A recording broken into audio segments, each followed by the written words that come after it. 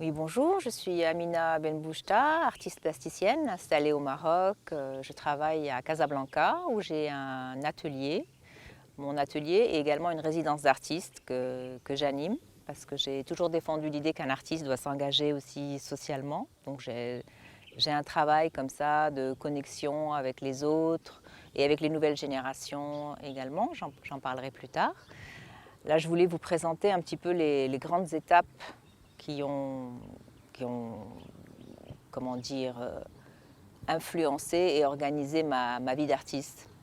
J'ai commencé à l'âge de 15 ans en fait à peindre, mais je suis sûre que je savais que j'allais être peintre depuis le début. Je le savais, c'était évident pour moi. Mais un jour, en rentrant dans l'atelier d'un ami artiste de mes parents, j'ai dit bon, c'est ça que je veux faire. Donc ça, c'était l'étape numéro un en rentrant dans l'atelier.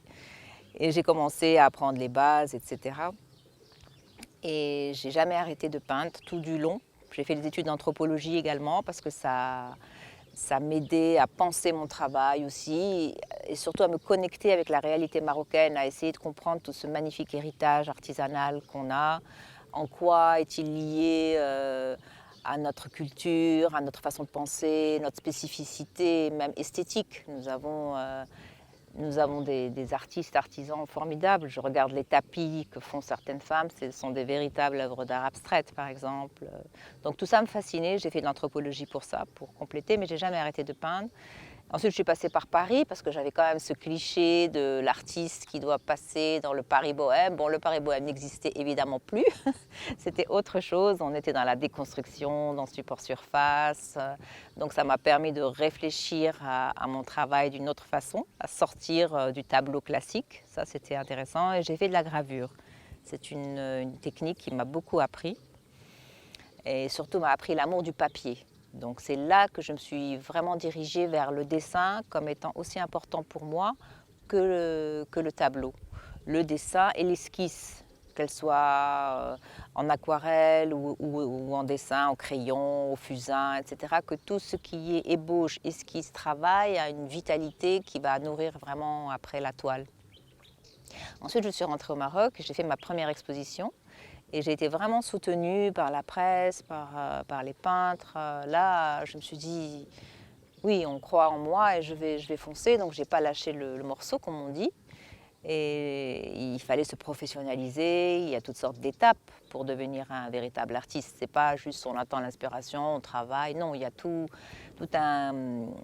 tout un réseau autour de vous. Il y a les médiateurs culturels, il y a les galeristes, il y a les marchands d'art, il y a les salles de vente aux enchères. Il faut bien choisir vers quoi on va. Il faut tout simplement, le b.a.-ba, c'est aussi savoir présenter son travail, savoir en parler, savoir faire un dossier. Tout ça, créer une image, faire rêver aussi les gens par rapport à son travail. Donc il y a eu tout ce process-là et puis simplement travailler. Travailler seul, on travaille tout seul dans son atelier à chercher sa propre vérité tout seul. Personne ne peut vous dire oui c'est ça que tu dois faire. Non, il y a que nous-mêmes qui essayons de savoir où on va. Je ne sais pas si on trouve des réponses, certainement pas, mais en tout cas on trouve des questions et c'est déjà pas mal.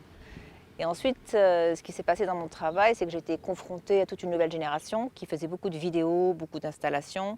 Et ça m'a un petit peu remise en question par rapport à la peinture. Je voulais quand même rester sincère à mon médium. Mais je me suis rendu compte que le propos aussi impose le médium. Il y a certaines choses qui avaient besoin d'être montrées en photographie. Comme j'ai montré ici au Macal, j'ai montré un mur de photos en fait.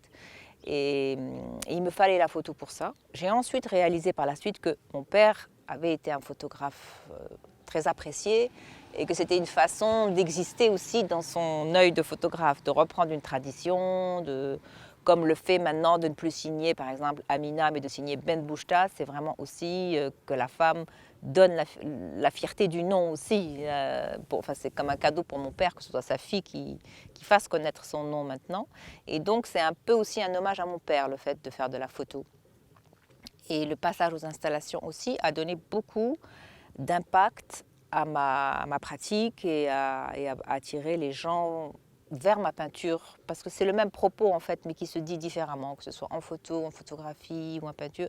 C'est la même problématique, mais qui s'exprime de façon différente. Je pense que créer, c'est une exploration permanente. Et parfois, j'avoue qu'on a la tête qui explose parce que quand on est dans le travail, les idées n'arrêtent pas de... Il y a une effervescence. Il faut en permanence explorer, autrement on se répète. On se répète. Créer, oui, vous l'avez dit, créer, c'est explorer des nouvelles pistes, c'est explorer toutes les différentes teintes d'une même couleur, c'est explorer le trait jusqu'où il peut aller. Oui, j'aime beaucoup cette phrase qui dit qu'un artiste fait découvrir des mondes nouveaux. Quelqu'un a fait une très belle analogie en disant que le nouveau télescope James Webb est un artiste parce qu'il nous permet de voir d'autres mondes, de découvrir de nouveaux mondes. Et l'artiste, oui, est un explorateur.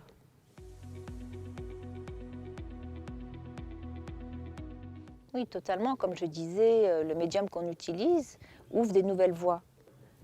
Certaines choses ne peuvent être dites que par celui-ci ou par celui-là. Et découvrir de nouveaux médiums, c'est découvrir aussi de nouvelles choses à dire en soi qu'on n'avait peut-être pas vues. Et c'est aussi être ouvert à son monde, à son époque, parce que on peut évidemment travailler que de la peinture, mais après on peut imaginer qu'on peut retrouver les effets de la peinture avec d'autres matériaux qui sont des matériaux industriels ou des matériaux des nouvelles technologies, et que l'art doit vraiment s'ancrer dans son présent.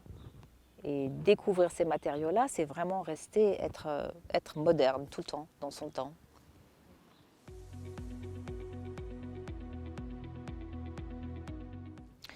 J'ai un alphabet de forme, un alphabet très simple, que je répète depuis 30 ans de pratique, on va dire. Et c'est ça que je trouve assez fascinant, c'est qu'avec un alphabet qui se réduit peut-être à 5, 6, 7 formes maximum, je recrée un monde en permanence, il n'y a pas de répétition en fait. Je peux citer les éléments essentiels, c'est les éléments de la vie domestique, le lit, la chaise et la table. C'est ce qu'on retrouve comme élément figuratif dans mes tableaux. Et c'est un petit peu un résumé de la vie domestique, de l'enfermement des femmes dans la vie domestique. Ensuite, il y a cette crinoline qui est ma signature vraiment maintenant que tout le monde reconnaît et identifie immédiatement comme étant donc d'Amina Ben Bouchta. Et cette crinoline représente un petit peu une cage. C'est un élément de séduction qui est devenu pour la femme un emprisonnement. Et évidemment, quand vous portez un corset ou une crinoline, vous ne pouvez ni courir, ni vous déplacer librement. Donc c'est une sorte de cage ambulante. C'est un objet qui devient comme un rébus. Tout ce vocabulaire est un rébus dans mon œuvre et on trouve vite la réponse. Je veux dire, la crinoline, tout le monde comprend très vite et s'identifie très vite. Bien sûr, je parle des femmes, mais après, on peut être enfermé en soi-même, on peut être enfermé les cages du moi, on peut être enfermé dans des idées restreintes, on peut être enfermé parce qu'on ne réfléchit pas ou qu'on ne regarde pas. Je veux dire, ce n'est pas seulement les femmes, c'est un terme humaniste, une réflexion sur l'enfermement en général. Heureusement, il y a toujours un élément organique, soit un cœur, soit un élément un petit peu végétal qui permet d'aérer, de montrer qu'il y a une vie dans tout ça. Donc voilà, j'ai décrit mon alphabet de base et je pense que ça peut être même assez amusant. Les gens aiment bien faire ça quand ils voient mes expositions, de retrouver de ci, de là les signes qu'ils connaissent dans mon travail. Ce sont des signes qui parlent un petit peu comme des rébus, qui chacun évoque quelque chose de bien particulier, comme la crinoline, l'enfermement. Le cœur est un sujet d'amour et de douleur et de l'émotion, c'est le cœur de l'émotion. Chaque élément a un sens. Mais après, ce n'est qu'un prétexte plastique également. Il ne faut pas oublier qu'un tableau n'est pas juste une illustration d'une idée, pas du tout. Les éléments que j'ai décrits, comme la table, la chaise, etc., c'est la maison, donc la base d'un univers humain. Ça part de la société. Je décris un petit peu à travers ça la forme politique de la maison. Parce que la maison, vous avez toujours l'homme au-dessus de la femme, le couple au-dessus des enfants, les enfants et le reste au-dessus des domestiques et l'ensemble au-dessus des animaux. Il y a une hiérarchie qui correspond très bien à la hiérarchie patriarcale de nos sociétés. Et c'est une certaine solitude aussi parce qu'on voit très peu de personnages. La vie n'est représentée que par le lapin, que j'utilise souvent, ou le cœur. Mais on ne voit pas de personnage. Donc c'est aussi une œuvre sur une certaine solitude.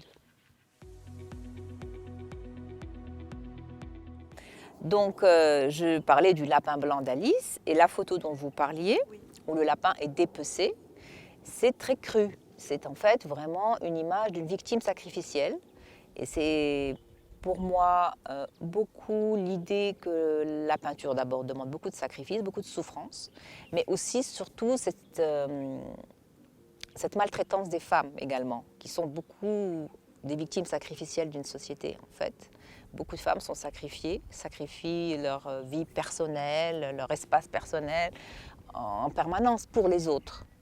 Et cette image est assez violente et en même temps elle reprend la base de la peinture, que la peinture peut dire des choses très violentes et très crues, mais d'une façon qui est belle, enfin qui permet d'accepter de voir la violence en face. Parce que si on analyse en tant qu'artiste simplement l'extrême complexité des chairs, des vaisseaux sanguins, des couleurs, on s'émerveille plutôt de la création divine, des couleurs, si on sort du fait que c'est quelque chose qui est mort, mais qu'on le regarde plutôt d'une façon esthétique, par exemple.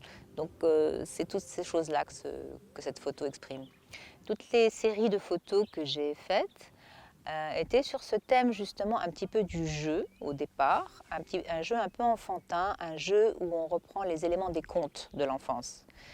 Mais comme on l'a dit, l'art est un jeu sérieux, mais les contes aussi sont très sérieux, parce que les contes manipulent des concepts et des angoisses enfantines qui sont fondatrices de la personne, et les contes sont des éléments initiatiques dans toutes les cultures. Donc, ce n'est pas des choses innocentes. Et j'ai travaillé sur l'image d'Alice, Alice au Pays des Merveilles.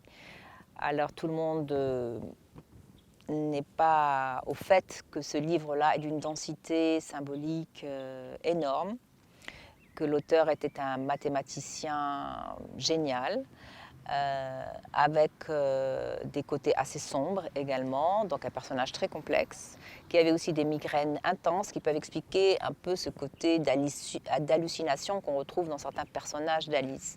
Donc il y a un côté psychanalytique très intéressant dans ce roman et qui explique qu'est-ce que c'est que de passer d'un état à un autre et qu'est-ce que c'est donc pour une enfant de devenir une femme. Il y a tout ce voyage initiatique, mais elle a le courage de le faire.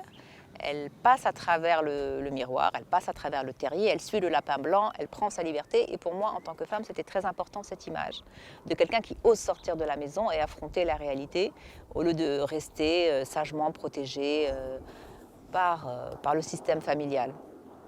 Et elle va vers ses propres angoisses, elle les affronte, elle va vers ses propres rêves. On la voit qui grandit, qui rapetisse, qui change d'état, qui change de forme. Et c'est ça, grandir, en fait.